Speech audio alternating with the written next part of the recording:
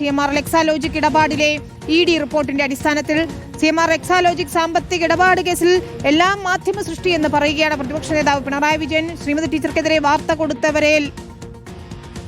കൊടുത്തവരല്ലേ എന്നും പ്രതിപക്ഷ നേതാവ് ചോദിക്കുകയാണ്. അതൊക്കെ നിങ്ങളുടെ സൃഷ്ടിയല്ലേ? നിങ്ങൾക്ക് എന്തെല്ലാം സൃഷ്ടിക്കാം? നിങ്ങൾ ഏതെല്ലാം സൃഷ്ടിച്ചുകൊണ്ടിരിക്കുന്നവരാണ്? എത്ര കാലമായി സൃഷ്ടിച്ചുകൊണ്ടിരിക്കുന്നു? ആ സൃഷ്ടിക്കുന്നതിന് വല്ല ഫലവും ഉണ്ടാക്കാൻ കഴിഞ്ഞോ? ഇനി ഇതും കുറച്ചുനാൾ നോക്ക്, എന്താണ് ചെയ്യാൻ പറ്റുക. ഞാനിപ്പം നിങ്ങളെ മുമ്പിൽ വേറെ മറ്റൊന്നും പറയാൻ നിൽക്കുന്നില്ല കേട്ടോ. അത് നല്ല ശ്രമങ്ങൾ നടത്തി നോക്ക്. ഇങ്ങനെ കുറച്ച് സൃഷ്ടിച്ചിട്ട് എന്തെങ്കിലും കിട്ടുമെന്നുള്ളത്. റഹീസ് റഷീദാണ് ചേരുന്നത്. റഹീസ്, പിണറായി വിജയനിലേക്കും അന്വേഷണം എത്തും എന്ന രീതിയിലാണ് ലഭ്യമാകുന്ന വിവരങ്ങൾ. ഇന്നിപ്പോൾ ശശിധരൻ കർത്തായുടേതായി വന്ന മൊഴി അത് പൂർണ്ണമായും തള്ളിക്കളയുകയാണ് പ്രതിപക്ഷ നേതാവ്, അല്ലേ?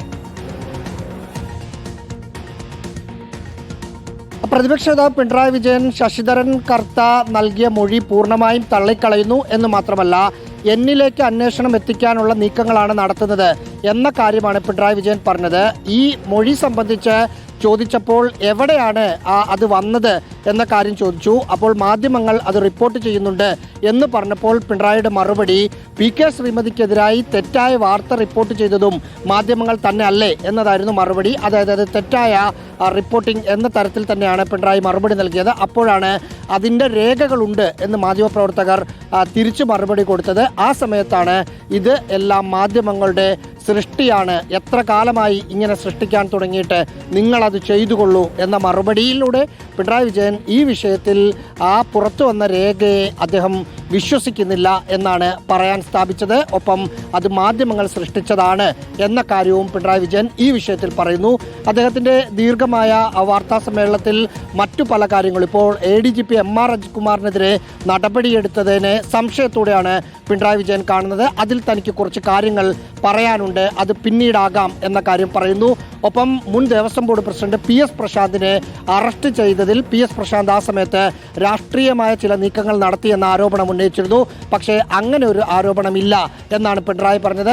SIT ശരിയായ രീതിയിലാണ് എന്ന് തന്നെ മുൻപ് സർക്കാർ ഉണ്ടായിരുന്ന സമയത്ത് ഞങ്ങൾ പറഞ്ഞിരുന്നു.